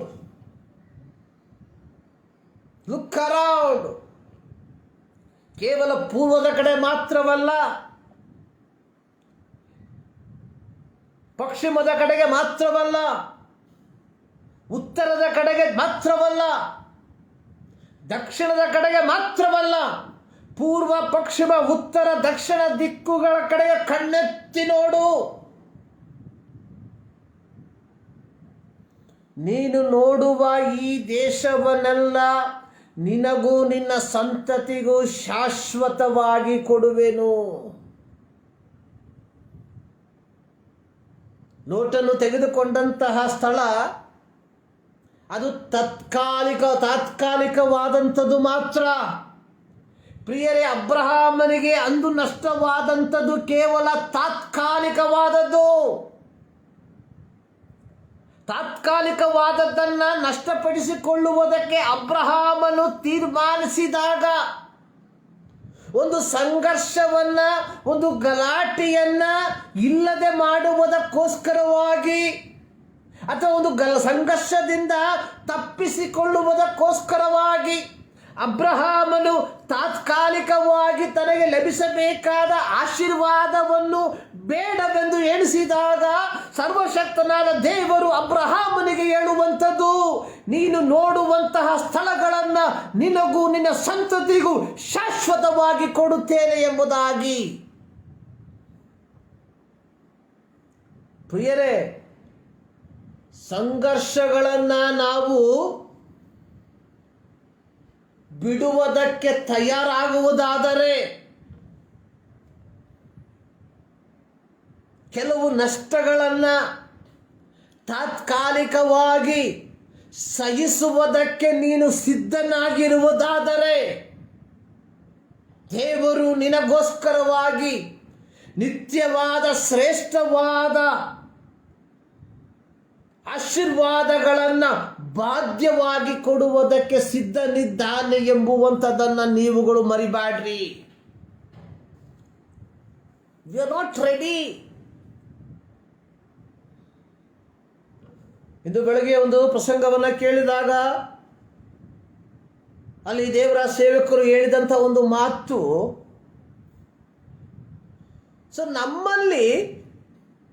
ನಮಗೆ ಇಲ್ಲ ಎಂಬುದಾಗಿ ನಮಗೆ ಯಾವ ಕೊರತೆ ಇಲ್ಲ. ಕೊರತೆ ಅಂದರೆ ಯಾವ ಕಂಪ್ಲೇಂಟ್ ಇಲ್ಲ.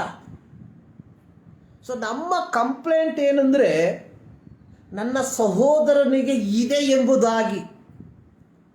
ನಮ್ಮಲ್ಲಿ ಕಾರ್ ಇಲ್ಲ, ನಮಗೆ ವಾಹನ ಇಲ್ಲ ಅಂದರೆ ನನಗೇನು ತೊಂದರೆ ಇಲ್ಲ. We are okay with that. ನಮ್ಮಲ್ಲಿ ಕೇವಲ 2 ವೀಲರ್ ಮಾತ್ರ ಇದೆ. We are happy with that. ನಮಗೆ ಅದು ಸಂತೋಷನೇ. ಬಟ್ ನನ್ನ ಸಹೋದರನಿಗೆ ಕಾರ್ ಇದೆ, ಅದು ನಮಗೆ ಸಹಿಸಲು ಆಗದೇ ಇರುವಂಥದ್ದು. ನಾವು ಬಾಡಿಗೆ ಮನೆಯಲ್ಲಿದ್ದೇವೆ, ತೊಂದರೆ ಇಲ್ಲ, ಸಂತೋಷ. ಆದರೆ ನನ್ನ ಸಹೋದರನಿಗೆ ಸ್ವಂತವಾದ ಮನೆ ಇದೆ, ಅದು ಸಹಿಸಕ್ಕಾಗ್ತಾ ಇಲ್ಲ.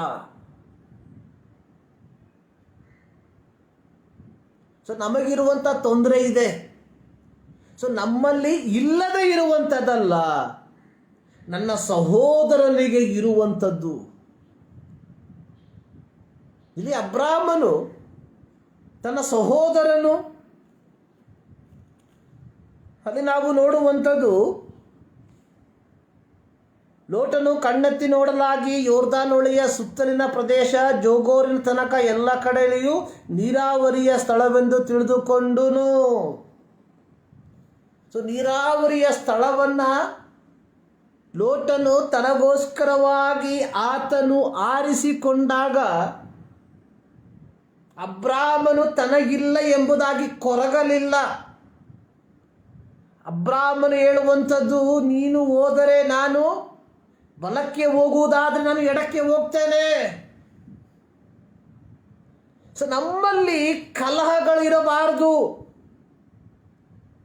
ಇಲ್ಲಿ ಅಬ್ರಹಾಮನು ಉಪಯೋಗಿಸಿರುವಂಥ ಒಂದು ಪದ ಏನಂದರೆ, ನಾವು ಸಹೋದರರು. 9ನೇ ವಾಕ್ಯ, ನಾವು ಸಹೋದರರಲ್ಲವೇ? ದೇವರೇ, ಪ್ರಿಯರೇ, ನಮ್ಮಲ್ಲಿ ಆ ಮನೋಭಾವ ಉಂಟಾ? ನಾವು ಬಹಳ ಜೋರಾಗಿ ಕೈತಟ್ಟಿ ಚಪ್ಪಾಳೆ ಹೊಡೆದು ದೇವರನ್ನ ಆರಾಧನೆ ಮಾಡ್ತೇವೆ. ಆದರೆ ನಾವು ಪರಸ್ಪರ ಸಹೋದರರು ಎಂಬ ಆ ಒಂದು ಸಂಬಂಧ ನಮ್ಮಲ್ಲಿ ಉಂಟಾ?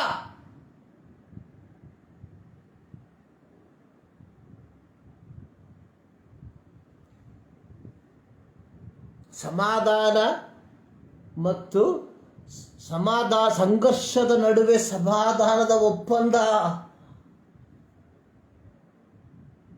ಯಾಕೆಂದ್ರೆ ಅಬ್ರಾಹ್ಮನಿಗೆ ಅನೇಕ ದನ ಕುರಿಗಳು ಇದ್ದವು, ದಾಸಿಯರು ಇದ್ದರು. ಸೊ ಇವರಿಗೆ ಬೇಕಾದ ನೀರನ್ನ, ಇವರಿಗೆ ಬೇಕಾದಂತಹ ಆಹಾರವನ್ನ ಒದಗಿಸುವಂಥದ್ದು ಸುಲಭವಾದ ವಿಚಾರವಲ್ಲ. ಆದರೆ ಅಬ್ರಾಹ್ಮನು ತನ್ನ ಸಹೋದರನಿಗೋಸ್ಕರವಾಗಿ ತಾತ್ಕಾಲಿಕವಾದಂತಹ ನಷ್ಟವನ್ನು ಸಹಿಸುವುದಕ್ಕೆ ಆತ ಸಿದ್ಧನಿದ್ದ. ನಾವು ಸಿದ್ಧರಿದ್ದೇವ?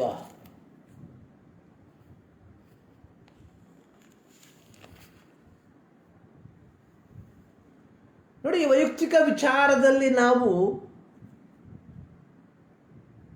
ಈ ರೀತಿ ಸಂಘರ್ಷಗಳನ್ನು ತಪ್ಪಿಸುವುದಕ್ಕೆ, ಕೆಲವು ನಷ್ಟಗಳನ್ನು ಸಹಿಸುವುದಕ್ಕೆ ನಾವು ಸಿದ್ಧರಿರಬೇಕಾಗಿದೆ.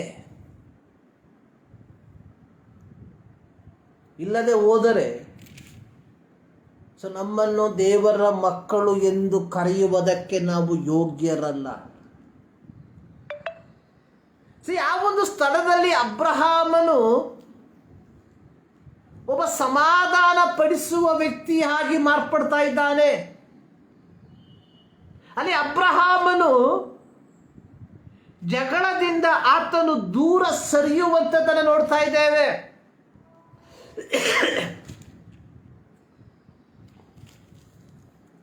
ನಾವುಗಳು ಯಾವ ರೀತಿಯಾಗಿದ್ದೇವೆ?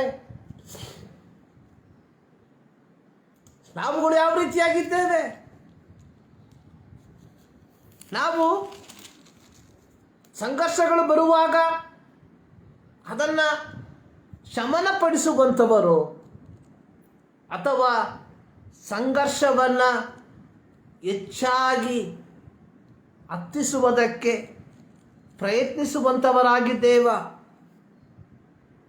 ನಾನು ಪ್ರಾರಂಭದಲ್ಲಿ ಹೇಳಿದೆ, ಆರಲ್ಲಿರುವ ಬೆಂಕಿಗೆ ತುಪ್ಪವನ್ನು ಹಾಕಬಾರದು. ಅದು ದೊಡ್ಡ ನಾಶ ನಷ್ಟಕ್ಕೆ ಕಾರಣವಾಗಿ ಮಾರ್ಪಡ್ತದೆ.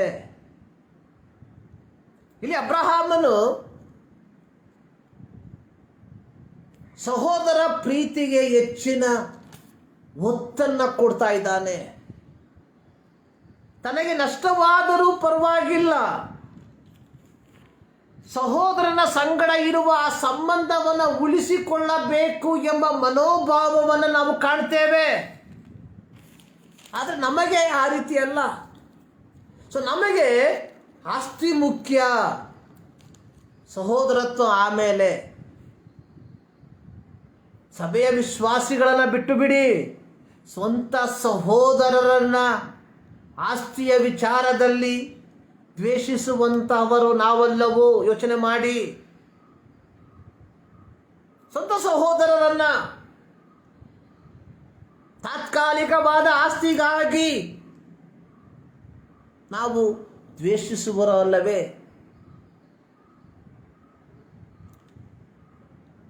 ಯೇಸು ಸ್ವಾಮಿ ಹೇಳಿದಂಥ ಒಂದು ಮಾತು, ನೀನು ಕಾಣಿಕೆಯನ್ನು ಅರ್ಪಿಸುವುದಕ್ಕೆ ಬಂದಾಗ, ಮತ್ತಾಯನ ಸುವಾರ್ತೆ 5ನೇ ಅಧ್ಯಾಯದಲ್ಲಿ, ಆದ ಕಾರಣ ನೀನು ನಿನ್ನ ಕಾಣಿಕೆಯನ್ನು ಯಜ್ಞವೇದಿಯ ಹತ್ತಿರಕ್ಕೆ ತಂದಾಗ ನಿನ್ನ ಸಹೋದರನ ಮನಸ್ಸಿನಲ್ಲಿ ನಿನ್ನ ಮೇಲೆ ಏನೋ ವಿರೋಧವದೆ ಎಂಬುದು ನಿನ್ನ ನೆನಪಿಗೆ ಬಂದರೆ, ನಿನ್ನ ಕಾಣಿಕೆಯನ್ನು ಆ ಯಜ್ಞವೇದಿಯ ಮುಂದೆ ಬಿಟ್ಟು ಹೋಗಿ ಮೊದಲು ನಿನ್ನ ಸಹೋದರನ ಸಂಗಡ ಒಂದಾಗು, ಆಮೇಲೆ ಬಂದು ನಿನ್ನ ಕಾಣಿಕೆಯನ್ನು ಕೊಡು. ಗೊತ್ತಾಯ್ತಲ್ಲ? ಆ ಸಹೋದರತ್ವ ಪ್ರೀತಿಯನ್ನ ಕಾಪಾಡಿಕೊಳ್ಳುವುದಕ್ಕೆ ಅಬ್ರಾಮನು ತಾತ್ಕಾಲಿಕವಾದ ನಷ್ಟವನ್ನು ಸಹಿಸುವುದಕ್ಕೆ ಸಿದ್ಧನಾಗಿದ್ದ. ನಾವು ಸಿದ್ಧರಾಗಿದ್ದೇವಾ? ಯೋಚನೆ ಮಾಡಿ. ನಾವು ಒಂದು ಸಮಾಧಾನದ ವಾತಾವರಣವನ್ನು ತರುವುದಕ್ಕೆ ಪ್ರಯತ್ನಿಸ್ತಾ ಇದ್ದೇವಾ, ಅಥವಾ ಗಲಿಬಿಲಿಗೆ ಕಾರಣಕರ್ತರಾಗಿ ನಾವು ಮಾರ್ಪಡ್ತಾ ಇದ್ದೇವಾ? ಯೇಸು ಸ್ವಾಮಿ ಹೇಳಿರುವಂಥ ಒಂದು ಮಾತು, ತೊಡಕುಗಳು ಬಾರದೇ ಇರವು. ತೊಡಕುಗಳು ಬಂದೇ ಬರ್ತದೆ ಲೋಕದಲ್ಲಿ, ಆದರೆ ಯಾರಿಂದ ಆ ತೊಡಕುಗಳು ಬರ್ತದೆ ಅವನ ಗತಿಯನ್ನು ಏನು ಹೇಳಲಿ? ಕಲಹಗಳು ಉಂಟಾಗ್ತದೆ, ಕುಟುಂಬದಲ್ಲಿ ಕಲಹಗಳು ಉಂಟಾಗ್ತದೆ, ಸಹೋದರರ ಮಧ್ಯದಲ್ಲಿ ಕಲಹಗಳು ಉಂಟಾಗ್ತದೆ, ಬಂಧು ಮಿತ್ರರ ಮಧ್ಯದಲ್ಲಿ ಕಲಹಗಳು ಉಂಟಾಗ್ತದೆ, ವಾಸಿಸುವಂಥ ಸ್ಥಳದಲ್ಲಿ ಕಲಹಗಳು ಉಂಟಾಗ್ತದೆ. ಆದರೆ ಆ ಕಲಹಗಳಿಗೆ ದೇವರ ಮಕ್ಕಳಾದ ನೀವುಗಳು ಕಾರಣಕರ್ತರಾಗಬಾರದು.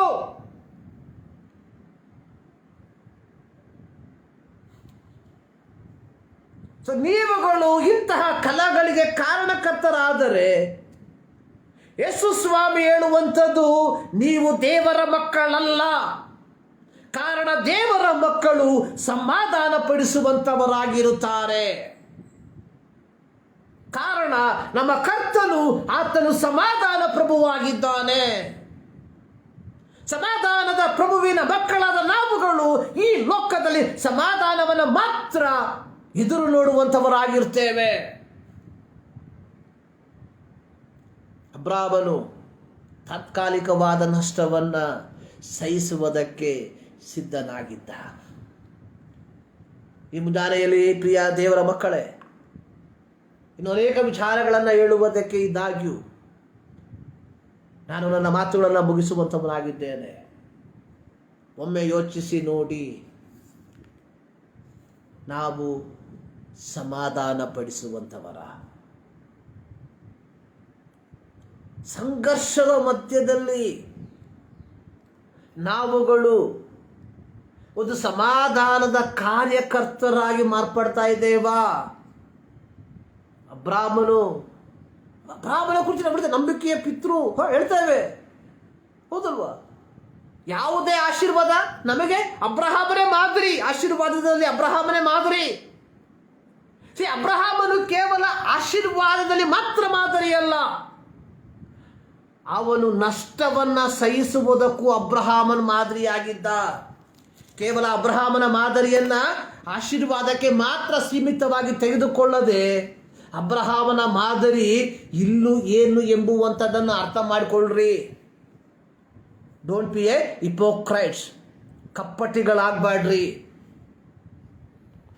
ದೇವರಿಗೆ ಪಾಠ ಹೇಳ್ತೀವಿ, ದೇವರೇ ಅಬ್ರಹಾಮನಿಗೆ ವಾಗ್ದಾನ ಮಾಡಿದ್ದೀಯಾ, ಅಬ್ರಹಾಮನಿಗೆ ಅದು ಮಾಡಿದ್ದೀಯಾ, ಅಬ್ರಹಾಮನಿಗೆ ಇದು ಮಾಡಿದ್ದೀಯಾ, ಅಬ್ರಹಾಮನಿಗೆ ವಾಗ್ದಾನ ನೆರವೇರಿಸಿದ್ದೀಯಾ, ನನಗೆ ಯಾಕೆ ನೆರವೇರಿಸಲ್ಲ? ಅಬ್ರಹಾಮ ಹೊರಟು ಬಂದ. ಅಬ್ರಹಾಮ ನಷ್ಟವನ್ನು ಸ್ವೀಕಾರ ಮಾಡುವುದಕ್ಕೆ ತಯಾರಾಗಿದ್ದ. ನೀನು ತಯಾರಾಗಿದ್ದೀಯಾ ನಷ್ಟವನ್ನು ಸ್ವೀಕಾರ ಮಾಡೋದಕ್ಕೆ? ಸಹೋದರತ್ವವನ್ನು ಕಾಪಾಡುವುದಕ್ಕೆ ನೀನು ನಷ್ಟವನ್ನು ಸ್ವೀಕಾರ ಮಾಡ್ತೀಯಾ? ಇಲ್ಲದೆ ಹೋದರೆ ಅಬ್ರಹಾಮನಿಗೆ ಲಭಿಸಿದ ಆಶೀರ್ವಾದ ನಿನಗೂ ಲಭಿಸೋದಿಲ್ಲ. Don't be hypocrite. ಕಪ್ಪಟಿಗಳಾಗಬೇಡ್ರಿ. ದೇವರು ಕಪಟತ್ವವನ್ನು ದ್ವೇಷಿಸ್ತಾನೆ ಪ್ರಿಯರೇ. ಕಪಟವಾದ ಆರಾಧನೆ ಬೇಡ. ಸಹೋದರನ ಸಂಗಡ ಹೊಂದಾಣಿಕೆ ಇಲ್ಲದವನು ದೇವರನ್ನು ಆರಾಧಿಸಬಾರದು. ದೇವರ ವಾಕ್ಯ ಹೇಳ್ತಾ ಇದೆ.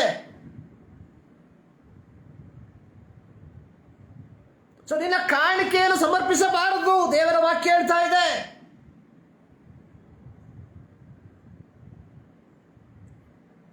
ಅಬ್ರಹಾಮ ರೆಡಿ. ನಷ್ಟವನ್ನು ಸಹಿಸುವುದಕ್ಕೆ ಆತ ಸಿದ್ಧನಾಗಿದ್ದ. ಒಂದು ಸಂಘರ್ಷ ಬಂದಾಗ ತಾನಾಗಿ ಒಂದು ಸಮಾಧಾನದ ಒಪ್ಪಂದವನ್ನು ಮಾಡಿಕೊಂಡ. ಲೋಟನಿಗೆ ಹೇಳುವಂಥದ್ದು, ದಯವಿಟ್ಟು ನನ್ನನ್ನು ಬಿಟ್ಟು ಪ್ರತ್ಯೇಕವಾಗಿ ಹೋಗು. ಸೊ ನಮ್ಮಲ್ಲಿ ಜಗಳಗಳಿರಬಾರ್ದು. ಸೊ ವಿ ಆರ್ ಬ್ರದರ್ಸ್, ನಾವು ಸಹೋದರರು. ಈ ಮುಂಜಾನೆಯಲ್ಲಿ ಪ್ರಿಯ ದೇವ ಜನರೇ,